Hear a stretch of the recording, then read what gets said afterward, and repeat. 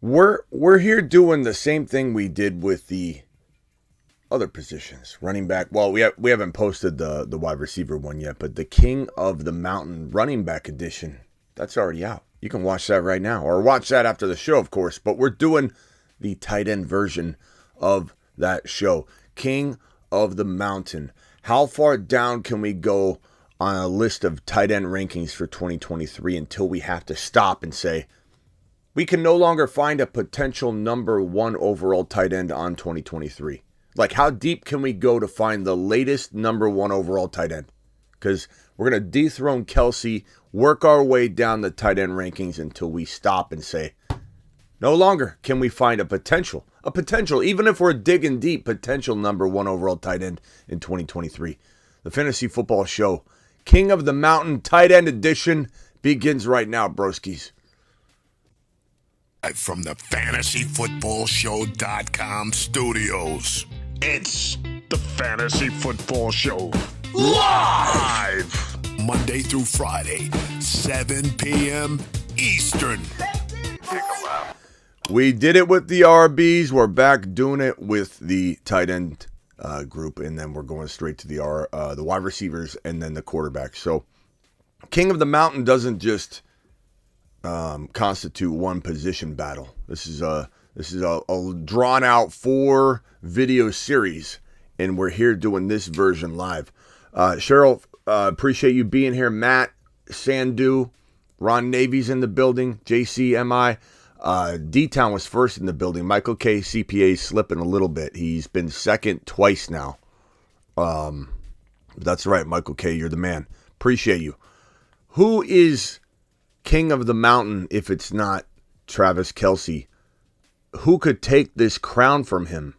And I'm going to go ahead and quickly eliminate, just like you're in an auction draft and somebody says, Christian McCaffrey, $5. And we're like, come on, bro. Somebody just 35. Let's start at 35. Now start at 5. We can't start off with Hawkinson, Andrews. So just like in that case, I'm going to bid past that and say, these guys are not in the conversation. We already know Hawkinson and Andrews could be number one overall. The question is, though, if we took this crown away from Travis Kelce and we went and searched for, let me find somebody. What about this guy? Could this guy be the number one tight end in fantasy football 2023? I kind of think the answer is going to be yes. And I'm going to drag his face on the screen right here. This man, Kyle Pitts, could he dethrone Travis Kelce and take this job from him? I think he could. And while there's certainly a world where I don't see this happening, this is a world in which we're reaching to try and find a player that potentially doesn't belong, right? A player that we're reaching for. And this could be easily argued. Kyle Pitts had the best rookie season in the history of fantasy football tight ends. And yeah, he struggled last year. Yeah, he got injured last year.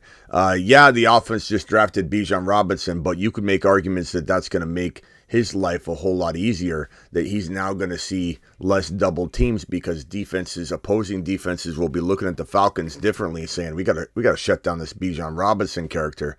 And the fact that Ritter and London connected so well, maybe not in the touchdown department, but London was a 1,300, 1,400 yard wide receiver if you extrapolate the last, 5 or 6 games of the season. If you took that time that those two balled out together, where literally London was on a 1,300 to 1,400 yard pace in that small time frame of like 5-6 games. If you extrapolate that out over 17 games, is a 1,400 yard season for London. And Kyle Pitts didn't get a chance to play with London. So this whole notion that Kyle Pitts not producing last year is an indication of what the offense is going to look like with him in the offense and Ritter in the offense and London in the offense, I think is a poor representation if you're trying to extrapolate data and predict what's going to happen. I think Kyle Pitts could easily be the very next tight end option we're looking at if Kelce, let's say, were to go missing on a long hike. They find him after the season, but he's missing all season long. We're not going to say he gets hurt. We don't want to do that. Travis Kelce needs to have a healthy year. We need one more year from you, big boy. We need one more year from you, Travis Kelce, you bad man. Big bad boy.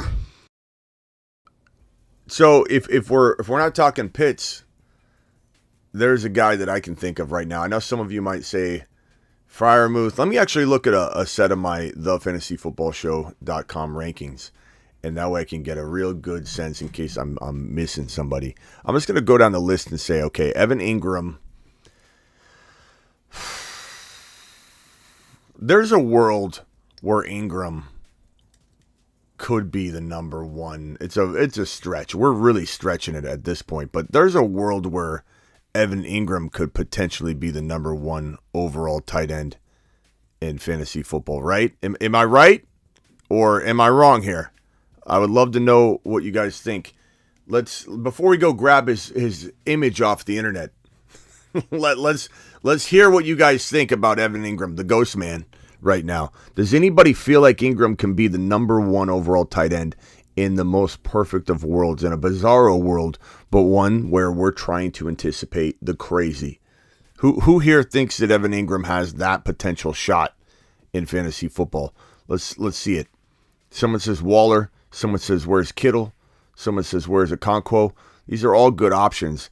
Are we reaching too high?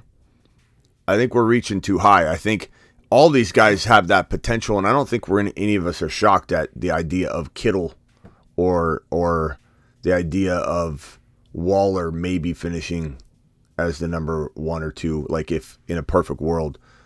I think that we still need to go deeper. I don't think even Ingram is deep enough to be some sort of shock value. Like Waller, Kittle, Ingram. Let me put all these lists of tight ends on the screen. Let's look at it from this perspective here. This is an old screenshot, by the way, and it's not in any real particular order. But here is the tight end list that we'll work with, and we'll just go down the list.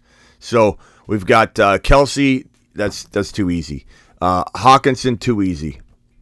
Kelsey, too easy. That's the one we're dethroning. Hawkinson, too easy. Kyle Pitts, too easy. Mark Andrews, too easy. Evan Ingram, too easy. George Kittle, too easy. Darren Waller, too easy. Goddard, we're starting to get somewhere. Freiermuth, Goddard, those are potential guys that can unseat, dethrone Travis Kelce, right? Are we get Okonkwo? Is Cole Kmet a potential or no? Cole Kmet too low? I think it might be too low. I like Cole Kmet to be a top 5 tight end. There's a world where maybe Cole Kmet could do that. I really think Cole Kmet was on fire. Musgrave as a rookie, I don't know. Although if I love Kincaid as a rookie, maybe Musgrave does have a shot. I think Okonkwo might be one of the very latest guys that would be capable. I think so. I think we're going to put him here as king of the mountain for the moment, and then we'll go ahead and continue to, I think, knock away at this list and see if maybe we're wrong. But Okonkwo, such a tough name to grasp. It took me a while. I think it took everybody a while to say it, but it's a pretty cool name. But Okonkwo. Let's drop this down here.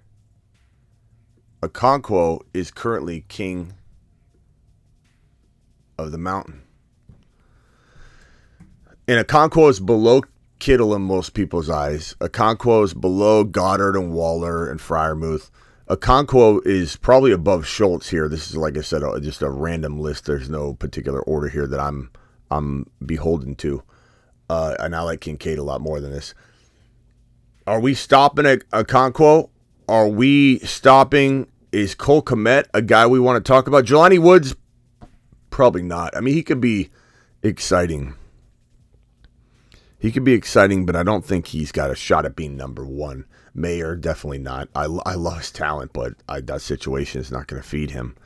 Dalton, Kincaid. Am I going to go? I went with the rookie on the running back version of this. The winner was Gibbs. Go watch it if you haven't seen it. This could be, yeah. This is a tough one because he doesn't have like the situation. He doesn't have the elite situation. I love Musgrave's spot, says Peanut Butter and Waivers. I just don't know if Musgrave as a rookie is going to be king of the mountain. And Joku, Oh, that's a tough one, bro. When's Njoku ever been reliable? Ever, bro. Ever. Never. The answer is never. Dallas, you got Shoemaker in Dallas now.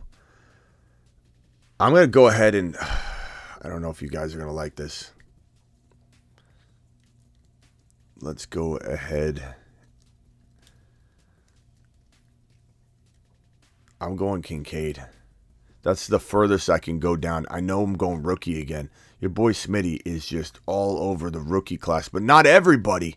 There's just a select group of rookies, and it's not a huge rookie class that I love. It's not a big, wide, cross the board, just throw a net over the whole thing and say, reel it in. This is a bunch of winners. This is a Kincaid at tight end.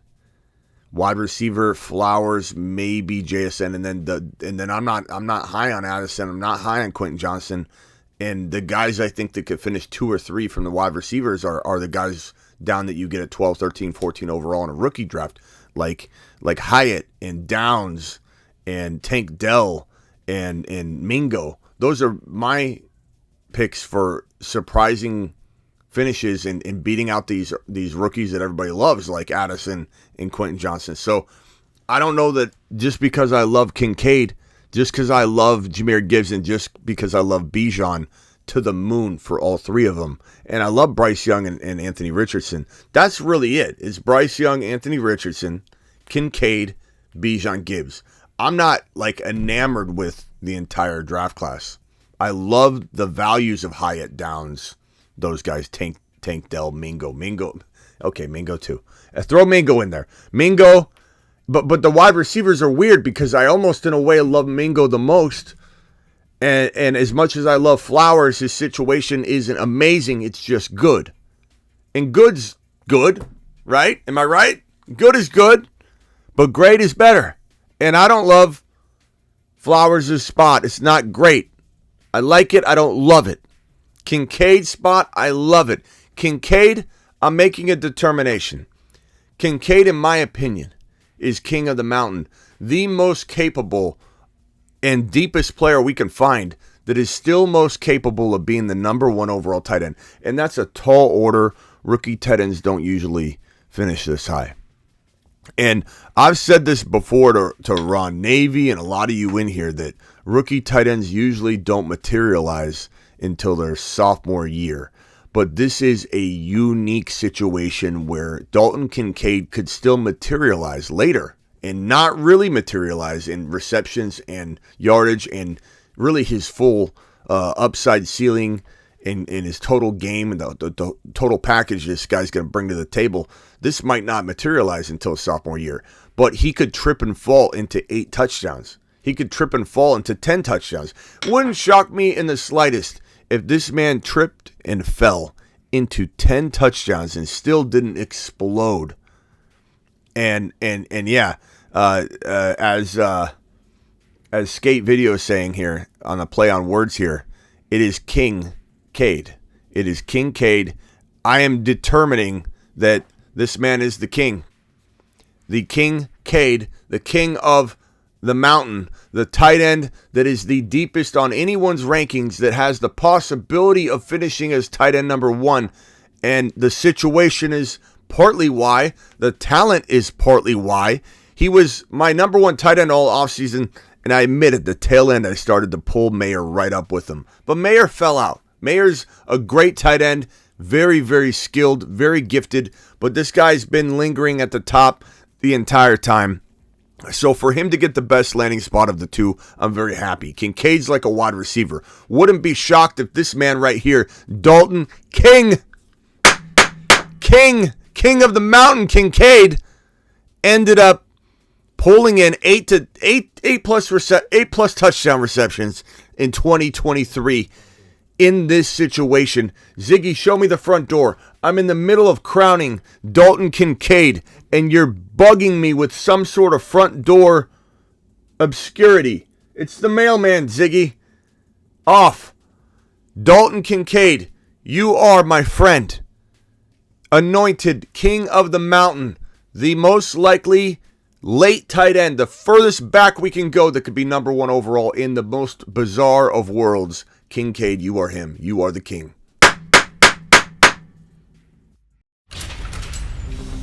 You've just been Smitty approved.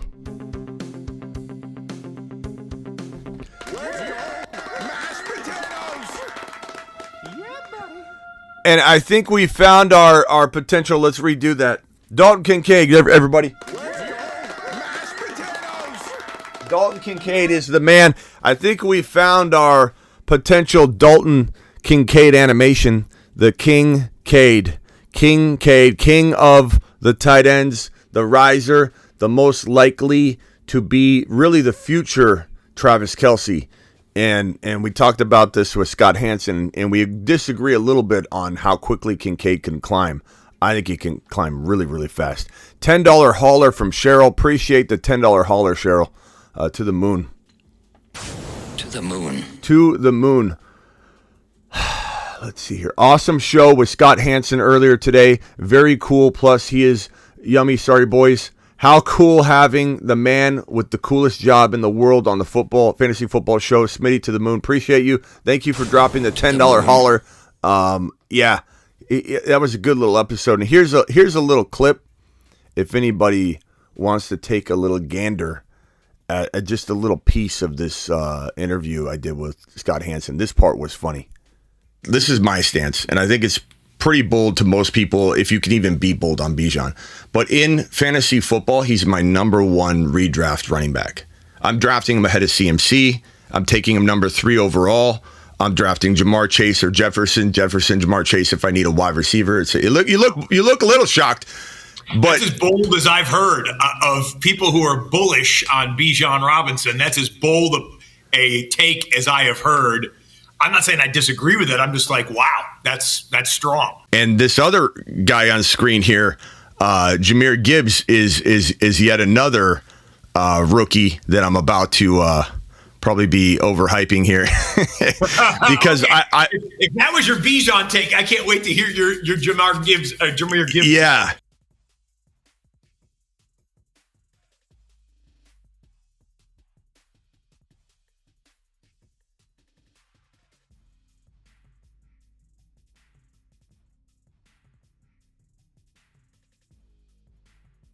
Sorry, trying to get back my screen. If anybody missed that show, go watch it. It was definitely a fun interview. He comes on once in a while. He hasn't been on in a while, but he's really a fun person to interview. And whenever he comes back, we have a blast when he gets on here. So very much had a good time.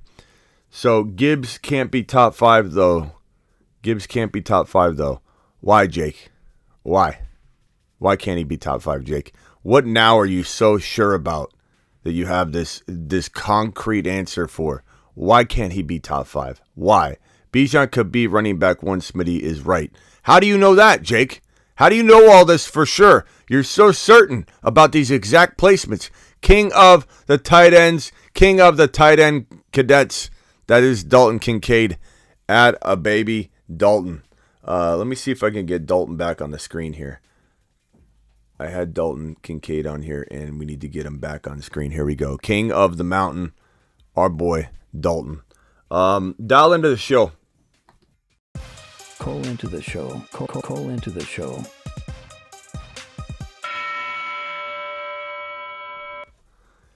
Thanks again for the super chat. Appreciate you all. Anybody has another one that wants special attention with their question, any marker board sessions, drop the $10+ haulers. During the off season at least, or during the before August. Once we get to August, any $20 hauler gets a marker board session. Ron Navy dropping a 20 spot right out of the gate. Yes, Scott is awesome, and my new best friend. These guys are playing karate in the garage, and they now have bunk beds because this guy came on and started talking about the Steelers. And Ron Navy, appreciate the $20 hauler. Here we go, Ron Navy, $20 hauler. Ron's been bringing it today. He brought it during that whole interview. He was dropping little 20 wads for Scott, and then he asked a Najee Harris question, and Scott just is going to make him sleep like a baby tonight. Ron's going to sleep like an absolute baby with a big grin on his face because Scott was like, "It's a top 5 running back." Ron was like, "Yeah, that's what I've been saying." And he goes, "Not only am I, it's not just Bijan. It's not just Bijan. It's Pickett. Pickett's the answer. Pickett's the guy." And Ron was just like, "Where are you right now? I need to come and we need to have a drink. We need to go get the bunk beds ready. Go have karate in the garage." Like this is Ron and Scott. Even though Scott didn't know it, and maybe Scott's not wanting to reciprocate, but Ron is now his best friend. I don't know what kind of takes you have though, says Jack. I don't know what you're talking about. Call into the show. Not sure what you're talking about. Gibbs is top 5 though. He is top 5. Oh, Jack. What's up, Jack? Okay, Bengals are still better, says Hot Prime. I love the Bengals this year. They're going to be absolute monsters. Big O in the house, appreciate you. Irv Smith in Cincy could be a nice tight end option, potentially. Hansen is sucking up to Ron Navy, says Hod. Thomas, how did you get connected with Scott Hansen? Well, I mean, I know a lot of people, bro. I've been in this business for a while. I've been in this business professionally for 20 years, so I know a lot of people, and I don't bring a lot of people on the show. Sometimes Matthew Berry comes on, sometimes Scott Hansen comes on. We bring on a lot of the heavy hitters. I don't bring a lot of the medium-sized people on. We've had players on before. I'm pretty connected to some NBA guys, and but as far as like, you know, I try and bring on guys like Breece Hall and those guys, but they don't come on to shows during their peak of their career very much because they have agents you go through. They don't want to mess around with that. They're focused. I can get a lot of retired players on. I do that once in a while. A lot of times on Instagram more so than anything else. But yeah, it was fun talking shop with him. Last time he came on, he didn't come on last year. Last time he came on, he talked about DK, and DK did really well that year. So when he came on, we said, drop your boldest prediction. And he came on and dropped Charlie Jones, Bengals wide receiver, and said, watch out for him. And he's not wrong. He's a nice little prospect, but the path is a lot harder than I think, than most any other player. So, he'd have to have T. Higgins get hurt, Boyd get hurt, and that's certainly possible. And so, what would be crazy is if T. Higgins got hurt, they don't want to give him the money he wants anyway, right? He's kind of at risk of potentially not being there in the future. If, let's say, Charlie Jones does step up and become something, this is a nice little take by Scott. I like it. It's a deep take. We don't have to look at like all the guys we've been looking at and just say, oh, he's just picking one of those guys, and we don't really have a new name to look at. Very rarely does someone come on my show and say something about a player that I don't really focus on too much, and I don't really. I'll be honest. I don't really feel like I had the feeling that he was going to be a breakout candidate. But hey, Scott says he's heard it, seen it. We'll keep an eye on it. We'll keep an eye on Charlie Jones in Cincinnati and see if he climbs the ranks and then has a little bit of lady luck on his side.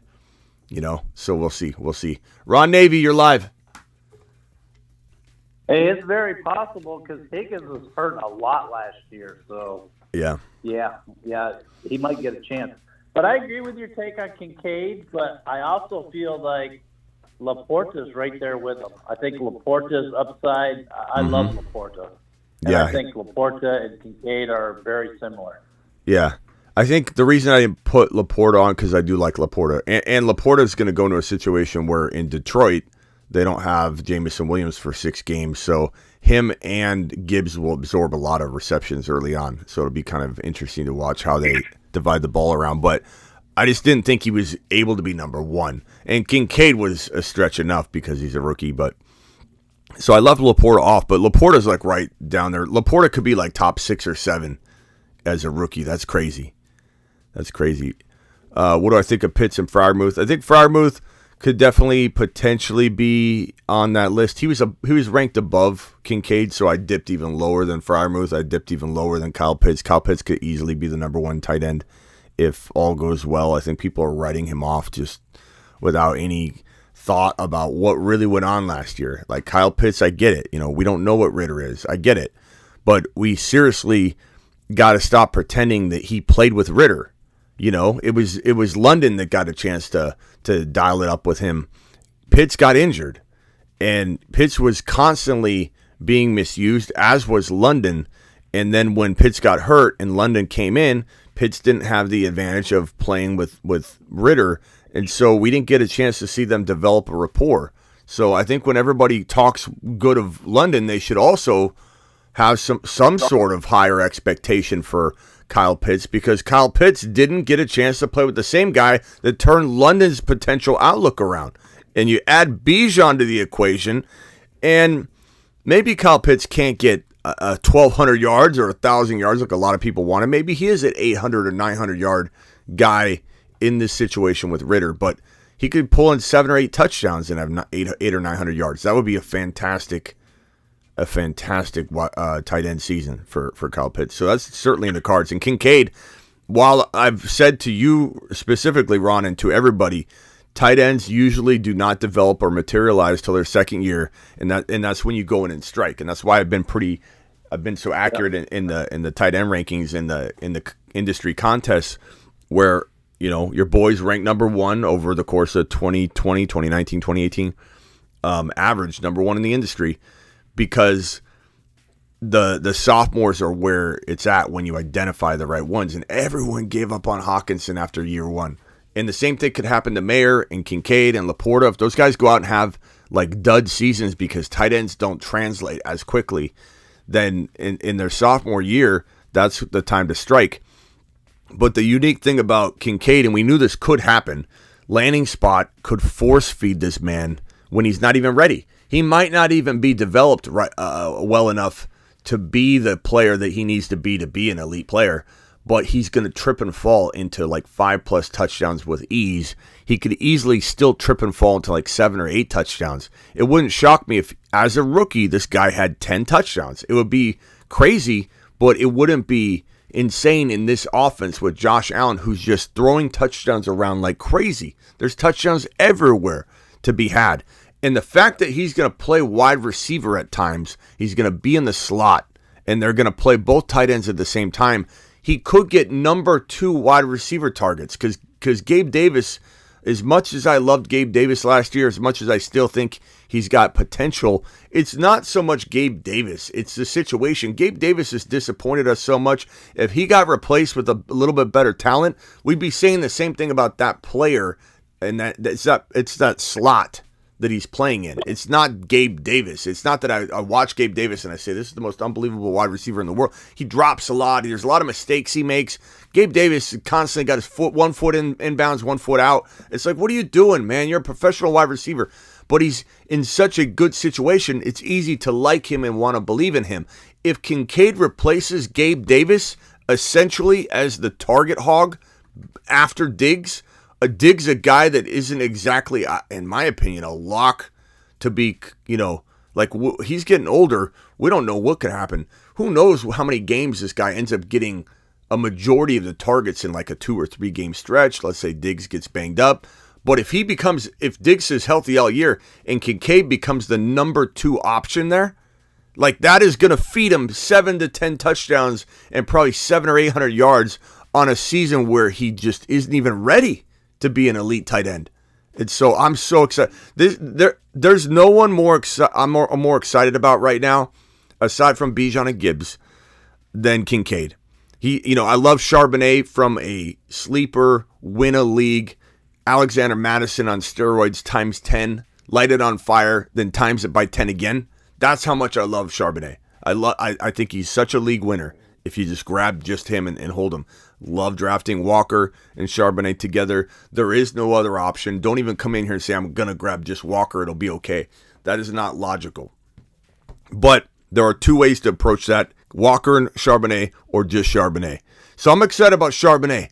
But because he's still in that backup role, because he's still not a lock, it's Bijan and Gibbs tier break. And then the guy that is climbing like a racehorse up the rankings for me is Kincaid. And I honestly don't know where his limit's going to be. I don't know if he's going to climb like all the way to number 6 overall for me. He could climb to number 5 overall. I honestly believe that. I had him just outside like the 10, 11, 12, 13 territory in the last mock draft that I did like a week ago. But he's racing up my rankings, and I'm just getting a gut feeling, Tonight, tune in for tonight's show. That's all I'm going to say because something might happen. Go ahead, Ron. Gabe Davis was hampered by an ankle injury a lot of last year too, so that's why he probably didn't look as good as we all wanted him to look. And Scott wasn't very high on Pitts, was he? He even thought he was like down in the 8-9 range, or way down in the rankings, in the ADP. But what I said about he didn't think.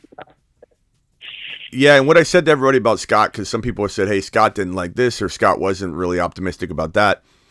He comes at it from a different angle. We are in the projection, or I am in the projection business. I'm trying to literally go to the end of the curve, and you take your lumps when you do that. I'm at the end of the curve. I'm trying to see what's around the curve, and then I'm trying to signal all of you over. Like, that's my job. That's how if I was to describe how my job feels, it is literally crawling through all of the it's like a war, just climbing through, getting blasted left and right. You're an idiot. What are you talking about? I'm just bleeding, getting hit in the face, and I crawl up around the corner, and I look, and there it is. There's a beauty. There he is, Dalton Kincaid. It is true. Dalton Kincaid. Everybody, come on over and take a look at this. That is my job.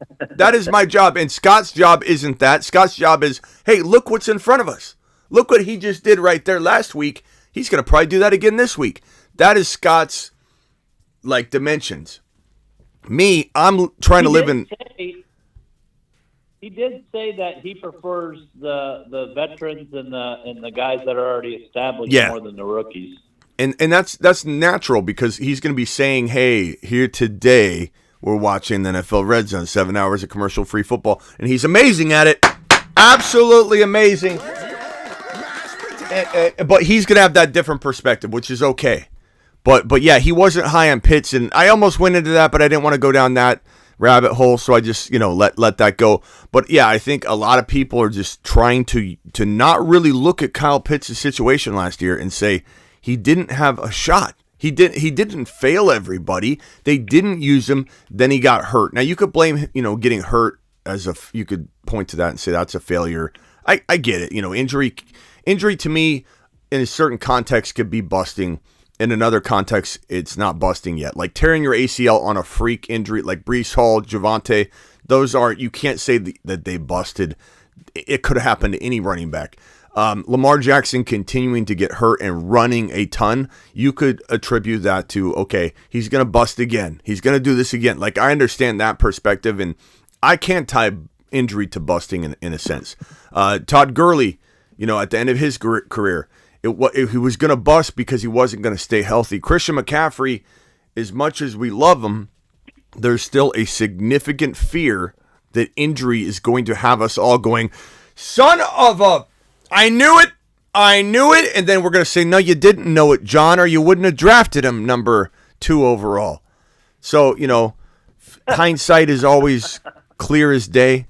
I used to know a guy. He'd say, I knew it. He'd say, I knew it over everything. LeBron have 50 points. I knew it. And I'd always just, you didn't know it. If you knew it, you would have done something about it. Like he always said it. I knew it. Am I allowed to say I knew it about Swift last year? I don't know. Well, at the not really, because you did come around and you liked them, so you took away your ability to do that. Because you did circle around. You were like, yeah, I'm on Swift. Like, but your initial reaction was right, Ron. I was hoping for him, but he didn't do it. 916 area code, you're live. Who's this? How's it going, Smitty? Name's Matt. I was with a guy a couple nights ago. I called in about the rookie draft, and then I hung up because that was the first time calling. So okay, Matt. Matt who hangs up? That's your new name. What's up, Matt? There you go. Love it. But thanks for taking the phone call, man. And but no, I have to completely agree about Dalton Kincaid. I got people in my league that aren't going to touch him because they're just afraid of they have Dawson Knox, and it's like Dawson Knox turns 27. He's always hurt. We talk about Gabe Davis being hurt, so is Dawson Knox. Like I think Dalton Kincaid can get the opportunity, but I think even if he doesn't this year, if he drops, I got some friends saying I won't even touch him in the second. Like okay, cool, I'll scoop him up all day long. But yeah, man, I completely agree about and this right here from Cheryl says, "Are we giving up on Dawson Knox?" And the answer is, it's not that we're giving up on him. Like it's that he just can't. He can be okay, serviceable at best. Bye week, major injuries type of situation, sure. But yeah, I mean Kincaid. When you get a guy like Kincaid that falls on your roster, and he could be the next Travis Kelce, which is what some people coin him as, and I don't disagree. And to your point, there's so many people that doubt him. It's weird that there are people that think he could be the next Kelce when there's so many people that say, I'm going to avoid him, or I don't know. I don't get it. But yeah, Dalton, I'm not going to go near Dalton. You maybe cuff the two, because if one goes down, the other is going to do well. It's a pretty unique cuffing situation, especially in best ball. Like you get both those guys. There's no harm in having two guys in the same team as long as you get another tight end that will be there for the bye week of Buffalo. But I mean, Knox will do better if Kincaid's out, and if Knox goes down, Kincaid. I don't even know that Kincaid even does better the games that Knox is out. This guy's going to line up as a wide receiver. He's not the blocking tight end, and Scott even said this whenever they're going to be blocking using one tight end, it's not going to be Kincaid. But I think Kincaid, if they're only having one tight end sets and it's a blocking assignment, I think Kincaid might very well be out there as a wide receiver. I really wonder, and people laugh at me right now, and I don't know if this will really materialize, but I really wonder if Kincaid will somehow get him dual eligibility. Like, if this guy's out there playing wide receiver, we don't know if he'll line up as a wide receiver or if he'll break out. Will he still be, in tight end sets, two tight end sets, and he, just runs a route. I don't know. If he literally lines up in the slot as a wide receiver over and over and over again, I wonder if a conversation will be had on a big scale, like a top level, hey, this guy is actually a wide receiver on top of a tight end. And I don't know. I mean, that could be advantageous. And, it'd be more advantageous the other way, if he was a wide receiver that all of a sudden became a tight end. But it still could have its advantages, for your lineup and movability within your lineup. But Kincaid is just, I'm telling you, I know sometimes I will beat a dead horse on topics. Like, you're going to probably hear a lot of, just be prepared, a lot of Gibbs convo in the coming weeks still. It's not like I'm just going to stop, because you got to understand from my angle of this, there are a lot of people that are going to watch my show today that aren't going to watch yesterday's show. And just because I have a Gibbs video out a week ago, yesterday, the day before that as well, doesn't mean that tomorrow and 2 weeks from now, those people coming back to watch football again that have been dormant for a while are going to see that. Like, I can't just address something then move on for a month. Like, so Gibbs is going to be, I'll try and make it as fresh as I can. I do 2-3 hour shows sometimes, so I have plenty of other content. Like, I'm just cranking out Gibbs content only. But Gibbs is going to get talked about a ton. Bijan, Kincaid. Those will be, and Mingo. Mingo was his name. Oh, hold on. Let me play the animation. Hold on. Mingo, and Mingo was his name.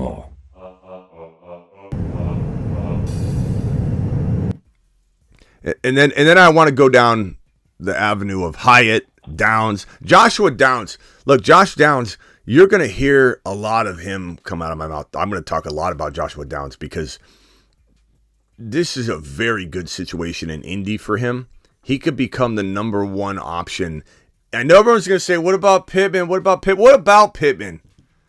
Like, did anybody not learn their lesson last year when they were drafting this guy? Sometimes at the end of round 2, and my jaw would drop when someone would call in and say, hey, Smitty, I was thinking about taking Pittman at 2.12 or 3.3 or 3.2. And I kept saying all offseason, are you out of your mind? Are you out of your mind? What makes you think Pittman is a number one elite fantasy football wide receiver? Number one for his team at the time, sure. But number one fantasy football wide receiver, even at the lower end, there's no way. There's no way. Pittman failed miserably. And when I say Downs could be the number one in Indy from the jump, and people act all crazy about it, like, oh, you Pittman? Does this guy watch football? What has Pittman done to earn your loyalty? Could he be a good two? Sure. Who's making weird noises? Let's go to Jake the Snake. You're live. I like that take. I think Joshua Downs could be the one in Indy. You're not saying like a one overall. You're just saying the one on his team. And Pittman massively underwhelmed last year. I'm with you. Are you on the can? He did not justify his capital. Are you on the can, bro? Because you said there's a lot of echo going on. I feel like you're on the can. No, I'm in like a conference room right now. Oh, okay. I don't know. Unfortunately, but maybe I can just talk lower. That's okay. So what's up, bro? What did you say earlier?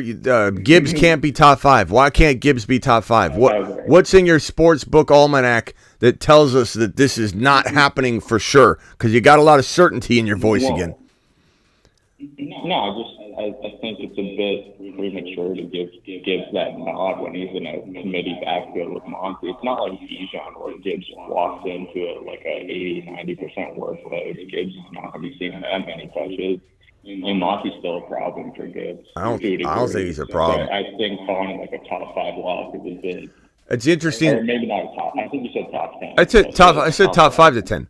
But it's interesting how you word Monty's going to be a problem for Gibbs. I don't see it that way at all. I think that Gibbs needs Monty. Like, if you took Monty off the team, I wouldn't like it. If you told me I'll take Monty right now and I'll ship him back to Chicago, Smitty. I can press this button right now and make it happen. I would say no. I think that we need somebody making Gibbs this more wide receiver than running back. Like, I imagine his wide receiver yardage totals and his receptions are the heavy part of his stat line every game.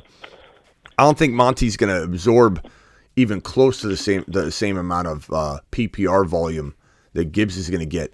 And so if you say Gibbs gets 80% of the PPR work, let's say, and I think that's a very feasible number for a guy they just spent the number 12 overall pick, and they literally bear hugged each other when it happened. Like, I almost thought the GM was going to get picked up and, do the whole full bear hug situation when they drafted him at 12. They were ecstatic about it. If he gets 80% of the PPR work, all he needs is half of the running work. And that's more volume than any running back can handle, to get near 100% of the PPR work and 50% of the rushing work. Is someone sleeping on the phone? Is that you, Bruce? No. Oh, we're hearing some heavy breathing going on. Bruce, what do you think about Gibbs being 5 to 10? That's what I was going to ask you, technically. Which one is a harder threat to the other one? Is Algier a bigger threat to Bijan, or is Monty to Gibbs? I don't think either one is a threat, and that's why I'm so excited about both their landing spots. That's why I'm so excited, unlike everybody that has concerns with that, I'm so excited about Algier and Monty still being there. I don't think you want to give Bijan 100% of the work. You want to give him 80%, 75% of the volume and keep him fresh, keep him efficient. And Algier had 1,000 yards, and we all love Algier. We all do. But he doesn't hold even a candle to Bijan. There's no... Jake, you bailed again. There's no... he lost reception in the crapper. There's no concern about... when you asked me that, I almost forgot Algier was on the roster, Bruce. I am 0%, if not -% concerned about volume for Bijan. I'll tell you that right now. 0%. I could care less who's on that roster. I don't care if they brought in Kareem Hunt tomorrow. I don't care if they say, we're going to bring in Kareem Hunt too. It wouldn't bother me. I'd be laughing because other people would be reacting to it. 0% concerned. Gibbs. Because I was thinking it might be Monty, but Monty might just take the goal line work. If that makes any sense. He's going to take some goal line work for sure. But A, will he stay healthy? B, we don't want Gibbs getting A and B gap runs all the time anyway. But I think Gibbs will get, let's call it 40% of the goal line work, or somewhere near the goal line, even if it's not true goal line carries. If it's like, let's say the 5 or 6 yard line, 4 yard line, 3 yard line, those are situations where I think you've got like draw plays or pitch plays and ways that you're literally checking down to this guy and he walks right untouched into the end zone. All he needs is a seam or a crease and he's gone. He can go untouched through a closing gap or territory of players closing in on him. He's just electric. He's got such like burst and wiggle and ability to hit a hole that's closing and just be gone. So Monty is going to be like a guy that gets, I don't know, 800 yards, 700 yards, 800 yards, whatever the yardage is going to be. I don't even really know. I could be off a little bit in either direction, but like 8 touchdowns is possible. I don't think he's a player you wouldn't mind having him on your bench to come in and be your running back 3 on occasion or whatever. I'm fine with that. But Gibbs is I have zero concern about Gibbs's volume. I think they're going to feed that man like crazy. I think you don't spend 12 overall draft capital on a guy like that if you're not going to use him. They wanted to use Swift that way for whatever reason. They didn't. This is kind of like Kadarius Toney, to be honest. Swift and Kadarius Toney are in the same situation. One team got rid of him. We kind of know maybe why. With Swift, it was injury. There could be some other issues we don't know about. With Kadarius Toney, it was injury and attitude. They both go to their new environments. We'll see what's what. We'll see if both of them end up thriving in their new environments and they take the second chance and they run with it. Or will both of them falter and fail? And will we look back at the teams that got rid of them and say, they knew what they were doing. They knew what they're doing. So Swift has that gamble. I know Ron doesn't like Swift. Swift has that gamble. He is an injury risk, 100%. Like, there's no way you can sugarcoat that. But at round 6, the question becomes, is Ron or the person like me taking the stance of I like Swift in round 6 value, and I'll take that risk all day long? Am I wrong for risking my 6th round capital on what I consider to be low risk, high reward situation? Or is a guy like Ron who says, I'm staying away from him, get off my lawn. This guy's already burned me, and I don't want to risk anything on this guy. Which stance is correct? Nobody's right or wrong yet, but there is, I think, a happy medium, and I think that it all comes down to that ADP. If the ADP climbs for Swift into round 4, you're going to watch me shift over to I'm probably not going to go down the DeAndre Swift avenue. I'm just not. But at 6th round value, I'm sitting here looking at the pessimistic viewpoint and saying, how do you not like this newfound value that is not what it used to be? Like, no one's having to draft this kid at number 12 overall anymore. That's where we took him last year, and unfortunately, he burned every single one of us because he couldn't stay healthy, and even when he was healthy, they for some reason didn't use him. And that fear people have of how they didn't use him when he was healthy it's striking the confidence of Gibbs for people that are questioning that situation a little bit, and they're making sure they stay clear of Gibbs because they're worried that if Swift was healthy and they didn't use him, they just don't like smaller backs and they're not considering the whole picture here. It's more about Swift. It has nothing to do with the size of the player. Gibbs is going to be he's going to be a joy to watch. I'm just excited about Jameer Gibbs. Let's go over. Let's go over to Ron real quick. Looks like Matt, who hung up. Surprise, surprise. Jake, the snake, hung up. I don't know if Jake's coming back in. Jake changed his name back to That's Fire. What's that about? Oh no, That's Fire and Jake are different, aren't they? Yeah, I'm sorry. They're different people. No, this is saying Jake the Snake used to be that fire, but somebody else could have used that. Okay. Pierce is my number one. I'm all Somebody set else on. picked it up. Jake, I don't know if you got upset or if you had to continue doing what you were doing. I don't know. Javonte Pierce is my number one share percentage at running back right now, says Jake the Snake. I don't hate that take, but I certainly don't.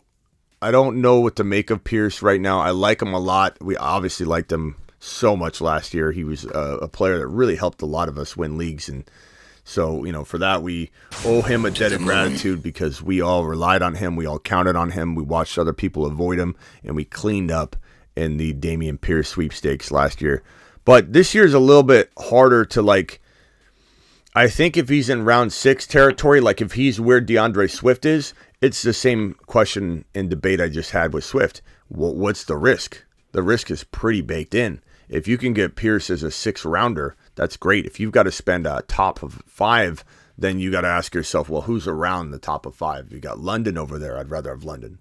You've got Joe Burrow falling to 5.1. I'd rather have Joe Burrow.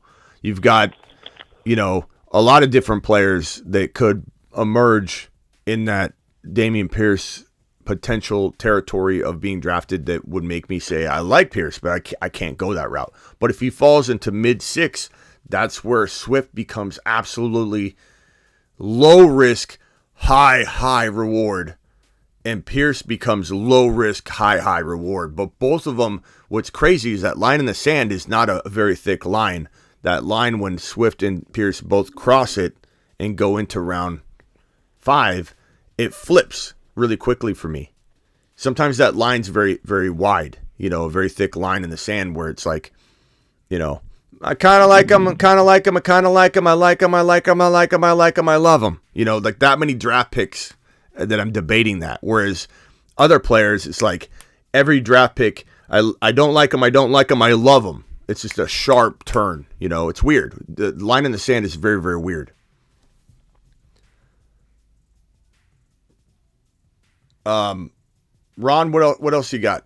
I bet when Scott said to you that Pickett was going to have a great season and he heard from people that Pickett was doing good, looking good, going to be good, going to make a huge. Ron, did you have to sit down? I was already sitting here. Oh, see. I was on the back porch, and I got a big ass grin on my face, and I'm like, yeah, finally, somebody outside the community that's not going to trash me. And if you say something like that, you become credible. And Ron, you could say anything else the next line, and Ron Navy goes, that guy knows who he's talking about. Ron let a lot of kids play on his lawn today. He wasn't upset.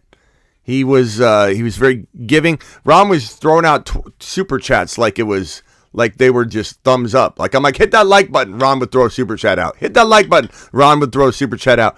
And then when he called upon the services of Scott Hansen and asked if I could ask that question, he was thrilled. It was funny.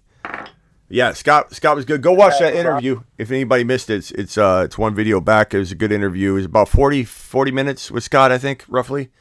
And let me play that one video. It's too bad that you couldn't have got him like on the prime show, because we would have had more people in there watching if it was this time period. Yeah, we did get over 100 though. So I'm going to be interested to see how many. Yeah. I'm going to be interested. I'm going to keep an eye on it and see how many rewatches you get. Yeah, so far you should get a lot. Yeah, so far we're at like 900 or something like that. It's very, very quick return of views, but we had over 100. We're like 15 viewers off right now. Things are going to get crazy for us hopefully here in the next couple weeks. I think this time last year we were around like 30 or 40 views per show, like congruent, like 40, maybe 50 people in the room, 40, 50 people. I think. I'm not positive. This year we're double or more, triple in some cases. So I really wonder what August is going to look like for us. I think we're gonna explode, and it's gonna be fun. It's gonna be a fun year. Corey Davis gonna be the Jets. Lazard. I don't know. I'm not. What's funny is I'm still haven't hit my year mark yet, Smitty. So this time last year, I wasn't listening to your show. Yeah, you're going to be a full year here. That's the crazy thing about it. I think Joe's right. We were in the 140s when Scott was in there, so we got a good amount of people in there. At first, it was like YouTube didn't give the alert because I'd already had the live premiere, and everybody got alerted to the premiere, so YouTube didn't give the alert. But I think everybody's understanding they need to get to my Instagram. And if you're subscribed to or if you're following me on Instagram, and you turn on my profile, you click the bell and turn on all the notifications, or you DM me and you say put me in the alert group, and I send a message every time I go live. But everybody's starting to make sure they're doubling down on the notifications, which is cool, and we're starting to get people the notifications. Gary didn't get the alert, and on IG, I'd tell him, get on the show. Scott Hansen's on. Oh, my God. And it's like, here's Terry. Terry showed up. He didn't get the notification. Terry on patrol. Let's see. Bruce, what else you got, Bruce? Well, going back to the tight ends, we disagree, but we disagree because of the past. I like Laporta. He's my tight end one. I mean, he's good. But here's why. He came from Iowa. Iowa is known for their tight ends. Kittle came from there, and so did Hawkinson. Mm-hmm. That's why I always look towards the past for the future. Dial in again. I missed that call. Yeah, I hear you. And Laporta's good. Laporta's a really good tight end. He's only like a tad. Some would say he's even better at some things than Kincaid. I've heard that by a few people, but I think Kincaid's just the most likely to become the next top 3 tight end. I think Laporta, to me, can be very, very good. We're talking like top 5 to 6. Like he could be a top 5 to 7 tight end. He could be as good as Freiermuth or potentially better. So that's a really, really good tight end. So I don't think I'm selling him short at all. If I had to say that there is a Hawkinson or Kelsey or whatever, a new Kyle Pitts prospect, that is probably this guy right here who's catching footballs like from the best quarterback, one of the best quarterbacks in the NFL, and Josh Allen. So it'll be very, very interesting to see how quickly he develops. Laporta's got a good quarterback situation. It's not amazing. It's good, really decent right now. Like Goff's good. He's not amazing. He's good. The offense is borderline amazing though. So it makes Laporta live inside a very conducive to scoring and a lot of production and a lot of goal line looks and living in the red zone. That's all very, very good. But there is a lot that needs to be spread around. Josh Allen, and they run the ball a lot, and they throw to the running backs a lot. Josh Allen's very more, tunnel vision, and he produces as much production as anybody, but he actually focalizes it on less players. He doesn't spread the ball around quite as much. So Josh Allen, to me, is going to force Kincaid in kind of like Aaron Rodgers fast-tracked Christian Watson last year.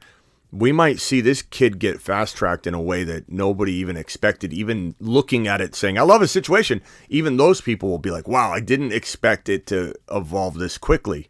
I just think that it's the best situation. It is the best situation. Josh Allen, like this is crazy. A tight end that kind of plays wide receiver, going to a place where Gabe Davis has been disappointing. And I admit I liked him last year. I had high hopes.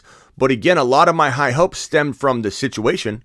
It wasn't Gabe Davis. It was Gabe Davis and especially the situation. That situation is potentially putting Dalton Kincaid in the fastest track possible of becoming an elite tight end. And he's such a good route runner. I would have loved Mayer. Let me put it this way. If Mayer would have went to Buffalo and Kincaid would have went to Las Vegas, I'm not going to sit here and lie and tell you that I'd still be all over the Kincaid train. I think Mayer and Kincaid were both very, very close. They're both very different, but they're both elite.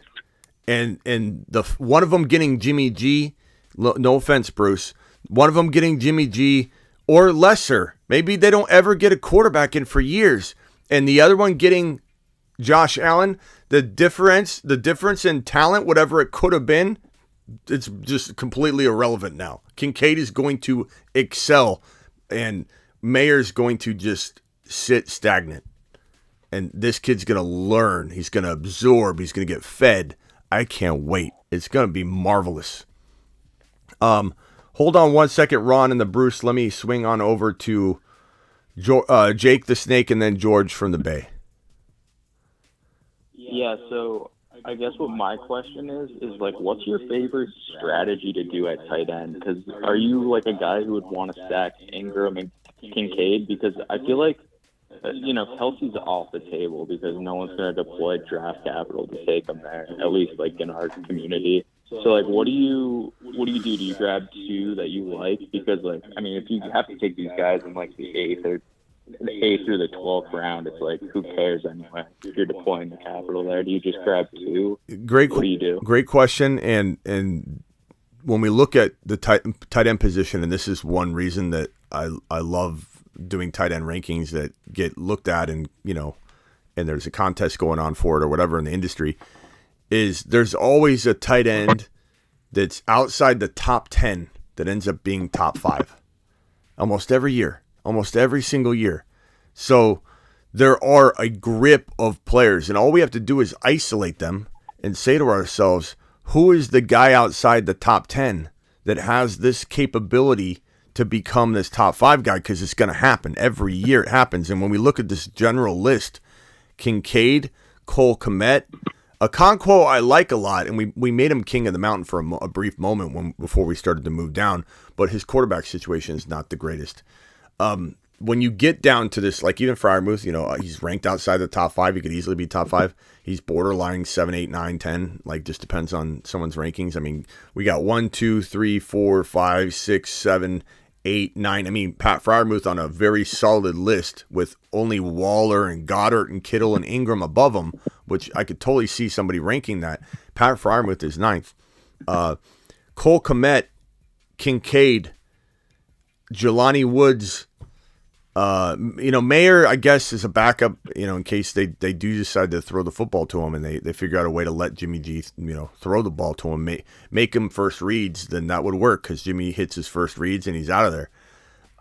Kincaid and Cole Kmet on this list right here, and I can go even deeper too, they stand out. They stick out like sore thumbs. This is how my mind works when I do a tight end ranking and I'm trying to be predictive. Who sticks out like a sore thumb? Okonkwo, Kmet, and Kincaid. Those guys, to me, just are glaring. Like, they could climb into the top 5. So, I'm not about drafting. I'm about drafting Kyle Pitts. Look at Kyle Pitts. He's 3 or 4. But where are we getting him? Round 6. I'm fine with that. I'll take Kyle Pitts all day in round 6. Past that, I'd much rather have, Ingram later than that would be great. But I'd much rather have a Freiermuth and Cole Kmet, a Freiermuth and Kincaid, a Okonkwo and Kincaid, a Cole Kmet and Kincaid are a popular combo for me. I'm grabbing Cole Kmet and Kincaid in a lot of drafts. And I'll wait on Kincaid a little bit. I'll start Cole Kmet. Cole Kmet, he was Fields' number 1 option for a while. And there was a lot of upside and I just think that now he's going to have more attention off of him because he literally was, defenses were like, well, who are we going to guard? These scrubs or Cole Kmet? Cole Kmet is going to be able to run freely. And I think Fields has good rapport with him. It wouldn't shock me if this guy had 8 touchdowns. Cole Kmet. Wouldn't shock me if Kmet and Kincaid both had 8+ touchdowns each. He's due. I really like him this year. I really, really like him. DJ Moore's the best thing that could have ever happened to him. So that's my approach for tight ends. George from the Bay, you're live. What up, Smitty? What's up? Late to the stream, but looks like we're talking tight ends, and I did this draft earlier. I think you'd be surprised at it. I had the 1.10, and I went Diggs and Allen the first 2, and then I did the late tight end strategy. I got Kmet, Kincaid, and then I took Laporta late. But, I got London, I got Walker, Pickens. Like, I love drafting without the people from the chat because I get all the guys. Yeah. You know what I mean? It's so fun. It's so fun. And did you get Charbonnet? You better not have got Walker and no Charbonnet, bro. I got Charbonnet in round 10. There's no greater take a lap moment for anybody. If you listen to anything I said all day long, and I Scott Hansen on the show, there's a lot to listen to. If you listen to anything I say this entire day, there's one thing you take away. If you draft Walker and you don't draft Charbonnet, no show for you for 2 weeks. For 2 weeks. Well, in round 10, I was sitting there with the decision because that's when I was going to start taking my tight ends, right? And I'm sitting there, I'm like, okay, I got to take Komet in round 10. And then I see Charbonnet sitting there. I'm like, I got to take Charbonnet. I can't pass on him. So I took him, and Komet still fell to me. Ryan, I'll try and find that link. I got to dig for it myself, so I can't do that live. But I'll do my best to figure out a way to link it somewhere. Ryan, are you in? Is this? I don't know what Ryan this is, but are you in any of the DM groups? Let me know which one you're in, and I'll try and remember to drop it. Kevin dropping a super chat on screen. Kevin, appreciate you, Kevin. Kevin, my guy, says the tight end whisperer. You know it. Look, you know it. I mean, I forget what years it was. Let me go look real quick. I mean, it is what it is. I mean, you're gonna talk about your accolades. Number one, here it is. Let me put it right here. I mean, I it's not just the tight end position. I was number one in quarterback as well for three straight years. Here's the Fantasy Pros thing. So yeah, I was number one in the entire fantasy football industry in tight end rankings over the 2019 to 2020 and 2021 time frame, and I believe I was actually number one twice. And that's over hundreds and hundreds of analysts that they bring in or whatever. So the average, I was one, and I was number one twice. I believe it was twice. And then the quarterback rankings, and quarterbacks were from the beginning my wheelhouse too. I mean, from like the Josh Allen, the Patrick Mahomes, is all those, those weren't as easy to see coming as people like to remember. But I ranked number one over 2019, 2020, and 2021 in quarterback rankings, and I ranked number one, I think, at least once on that, but that averages for those 3 years. But the tight end position is all about striking after this rookie season for most of these guys, and I usually follow that same course of action. I don't like hugely invest in rookie tight ends, but when it comes to Kincaid, it's different. Situation makes it different. So Kincaid to the moon. Let me just put it this way. You're going to want to watch tonight's live stream. Something might happen. To the moon. How do you keep track of that, Smitty? It's kept track for you. It's just a contest that gets run, and then you're alerted when what place you finish. Anyway, Smitty Burrow is down to QB6 in ADP rankings, which is so crazy, bro. It is absolutely crazy. The Win-A-League player of the year right now is Joe Burrow. Like, the fact that he's falling to QB 5-6, the fact that on Underdog you're getting him sometimes in round 5. Ron, the last couple Underdogs you've done, where is Joe Burrow gone? Like, give me an idea. 4? Actually, yeah, one I did earlier. He went round 5, actually. I'm writing down these videos that I'm doing a Joe Burrow video, because we got to hammer it home. You're gonna get in drafts where people go after a quarterback early, and you're gonna get drafts that people fade. So it's kind of different. I mean, depending on what type of draft. There is, I mean, look what happened. Look what happened with Joe Burrow last year, but specifically Jalen Hurts. These were two guys that were on our go get them and you'll win a league in the 6th round territory. And how many people had Hurts and they smashed it? Raise your hand in the chat. Hurts is a monster, just an absolute monster. And if there is a quarterback, and that quarterback is Joe Burrow, that can do the same thing on repeat, rinse and repeat, we already know the formula. You get a Hurts in round 6, 7. If you hit your other stuff even remotely close to what you thought, you're winning your league. Joe Burrow, there is no greater win a league player than Joe Burrow. None. Not one person. Gibbs in round 4 is the closest second place that I can come up with. I'm probably doing a video on these two guys. Joe Burrow, Gibbs. I know I keep talking about Gibbs. These are your win a league players. You get Joe Burrow in 5 and Gibbs in 4. What are we talking about here? Imagine what your team's going to look like. Like, look at this. Look at this. Round 1. Let's say we get, let's go with Bijan. We get Bijan in 1. Okay? Round number 2. We go with who? Ron, give me someone. Is it Hall? Let's go with the wide receiver. Give me a wide receiver. St. Brown? Sure. Olave. Olave's in round 3. Olave's in round 3. Olave. Not no more. Is he officially climbed to 2 though? I've seen him in 2 a few times. He went in 2. Yeah, but a few times means if you're taking Bijan, that means you got a top 5 pick. So that means you're gonna have a late second round. Yeah. So Olave, but George, this is George who's chiming in right now. George, you're reaching too high on everybody. You have no say here. You have no say. You're a Captain Reach a lot. You reach no matter what. I'm telling you, a few drafts doesn't mean a lot of all drafts. But Smitty, I like my guys. I gotta take my guys. So round 4, Gibbs, and then Joe Burrow round 5. Does anybody in here, and let me just get my take a lap button ready.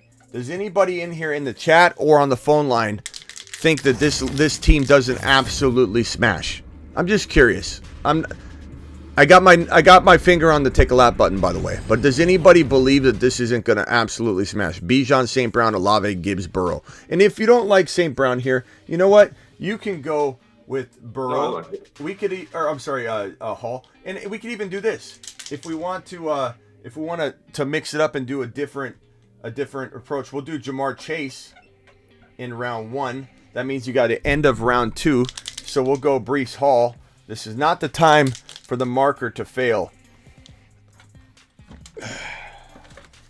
Yeah, the problem with that Smitty is Burrow will go in round 4 more than he'll drop to round 5. Well, but the thing is that it's changing though, Ron. Like we're noticing the trend. The trend is that he's falling. Yeah, I understand. So what I'm saying is we're trying to be prepared for it. If he's falling, that means the trend is materializing in front of our very eyes, and you got to expect it. It's going to be further and further. George from the Bay, while I get this, go ahead, ask a question. Go. Oh, I don't have a question prepared. Sorry.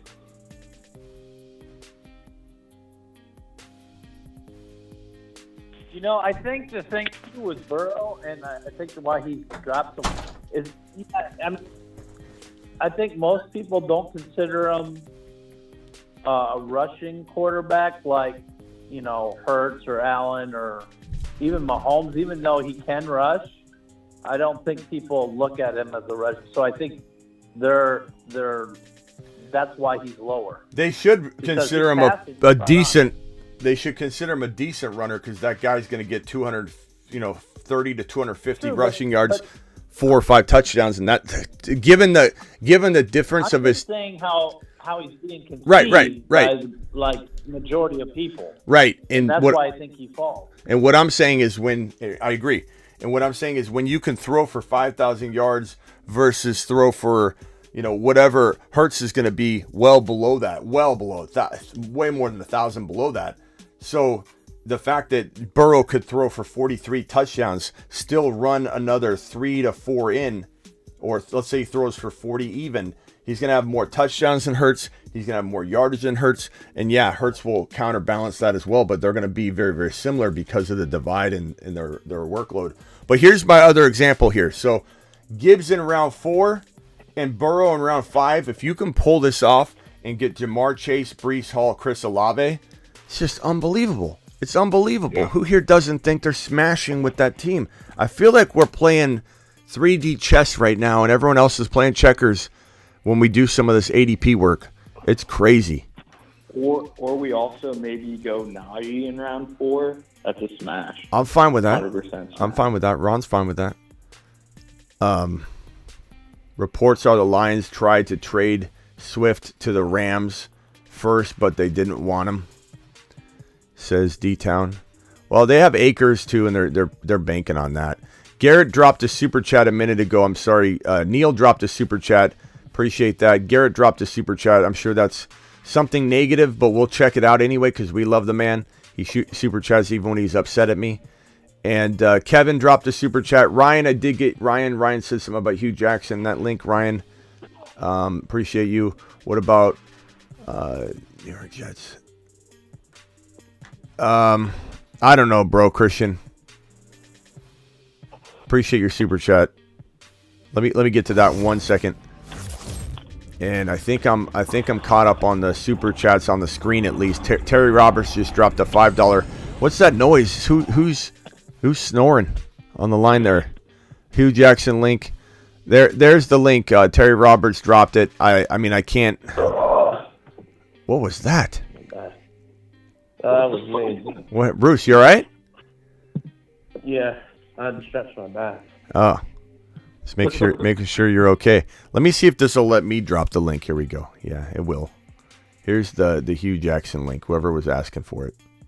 Yeah, Bruce. Last time you had a thing go on, and we were worried about you. Yeah, Bruce. So Bruce, you make sure you need anything, you let us know. Tight end whisper. Thank you, Kevin. Appreciate. I did get to that. This one right here. Who do you like over Kincaid redraft? Let's put it that way. In redraft, who do I like over Kincaid? That's a crazy question to me because like I would rather have Kincaid than a lot of these guys, but it doesn't mean I would draft Kincaid over them. So understand what I'm saying. But would I rather draft Kincaid and Cole Kmet later than draft Mark Andrews in the 3rd round? Yes. Would I rather draft Kittle in round 4 or Kincaid late and Okonkwo or Kincaid and Cole Kmet late? Yes. So it's not about like would I draft Kincaid over these guys. It's just that's my favorite approach right now in redraft. Kincaid and another player. And that to Jake the Snake's question or point, that's what you do. You cuff him to another player because maybe he's not ready right away. Maybe he doesn't turn it on right away. You got to be prepared for that. But Cole Kmet's there to be your savior there. So thank you, Neil, for that. Garrett says Njoku best value at tight end and best ball right now, Smitty. I don't know. What is... This reminds me of Pittman. Like, what has Njoku done? What did Njoku... Am I missing something? What did Njoku finish with last year? Did he go crazy and I'm just not remembering it well? Am I blocking it out? He did well when he played, but but that's been the problem. Like Njoku, let's see. Let me look at it. He was 628 and 4 TDs. Yeah, that's okay. He didn't blow anything out of the water. Like that's here's his career stats. Injured way too much. Yeah, he gets hurt. He gets hurt more than almost anybody, and he's such a big dude. Sometimes the bigger they are, the harder it is to stay healthy. The stronger looking, the bigger the muscles. Remember the I told the story about I always forget the name of the movie. Draft Day. How funny it was. And it's one of my favorite movies. It's not a great movie. Like I can admit it's one of those movies that I love to watch. I play it on repeat a lot. Sometimes when I'm working here, I like to put on stuff I've already seen. And I put it on a lot. I like it. It's really, really good. I watch it a couple times every maybe quarter. And it's just fun. It's a fun movie. It's just a fun movie. But I remember when I first watched it, I literally wanted to walk out a couple points because I'm like, this is just so silly. Did he go to Bo's party? Oh, nobody went to Bo's birthday party. So that must mean we don't draft him because he didn't have his own teammates at his birthday party. And I thought to myself, there are people that are introverts. There are people like Kyler, right? This is kind of what I'm thinking. But look what that did. Look how much Kyler is a big problem. He's not a team player. He doesn't mingle with his bros.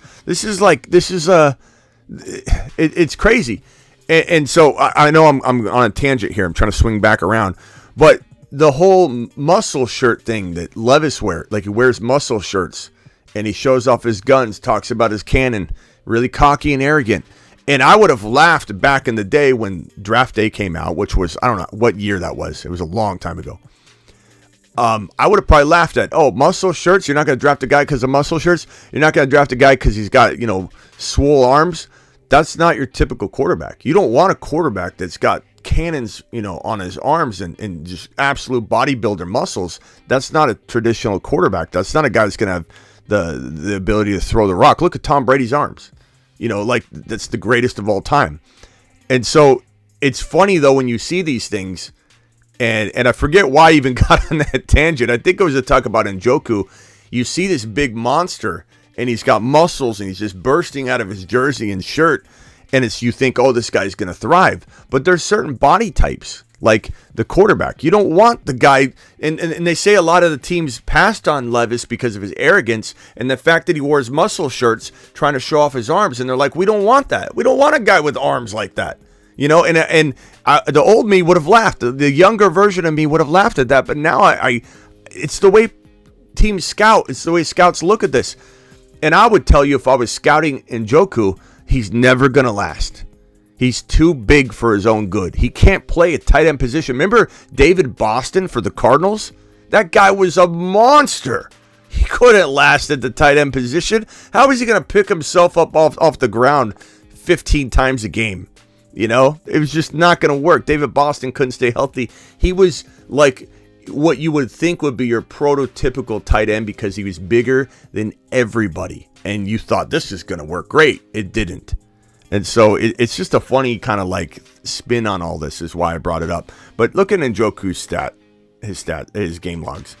So since 2019, he's had trouble staying on the field. 4, 13. He did play 16, but that's alarming. He played 16 games, got 36 receptions, 475, and 4 TDs. That's, in 14 games last year, 58 receptions, 628, 4. It's a good year. And you could say with Deshaun Watson getting under center in the offseason, commanding the offense, getting better, maybe it works out. But I don't know. It's not a bad take, Garrett, to say that he's good value, but you better pair him with somebody. If you do that, then how can I argue against you liking it? I can't, but I'm just staying away from him. I wouldn't feel comfortable with him being my tight end 1, that's for sure. Yeah, Neil says Hurts round 4 won me leagues. That's why Jake's takes are clown, says Neil. Okay. Jake, are you still there? 2014. Thanks, Neil. Jake, Jake says thanks, Neil. Appreciate you, brother. But no, I think with Njoku 100% handcuff him. He's not a guy you can trust. I mean, you can only trust this guy to have 6 to 8 solid weeks. But, you're also getting Watson's upside this season. Oh, so Neil. cuff him to Komet, cuff him to Ingram, if you're comfortable with drafting him. I agree. Hey, Jake, we agree. We don't agree necessarily on everything, but we agree. You want to go that road? Go down that road. Just make sure you go and cuff them. Let's pump the brakes on overdoing guys. It's all speculation. What does that mean, Jack? What does that mean? What are you referencing there? All right, boys. I'm going to cycle you off the phone line. I've been busy. I'm going to be coming back to do a draft later tonight.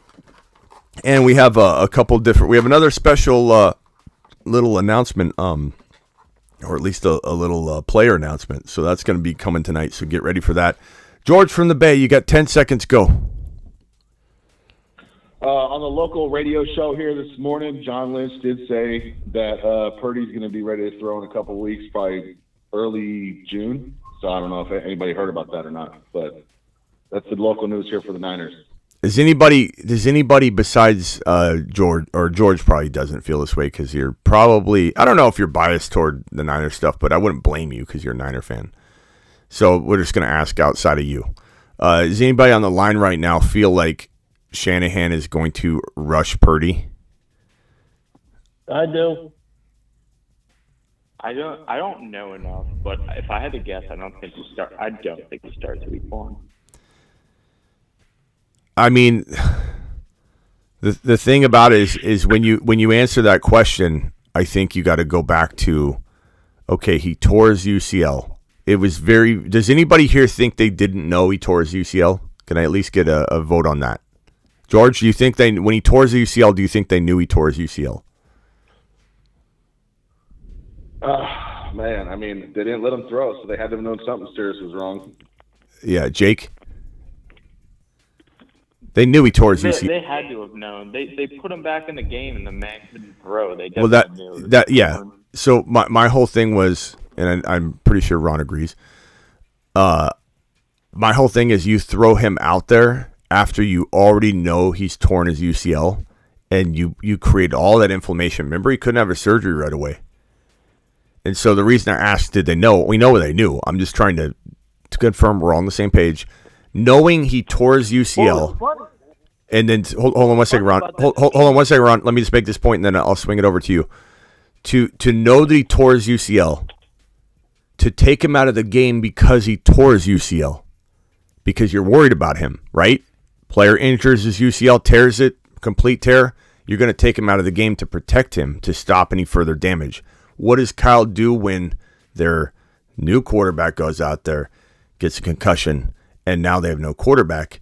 Instead of saying, well, who's our emergency quarterback? It is Juice. Juszczyk was the emergency quarterback, okay? Instead of putting him out there like you planned on paper, I'm not saying it's a good option. That's what was decided.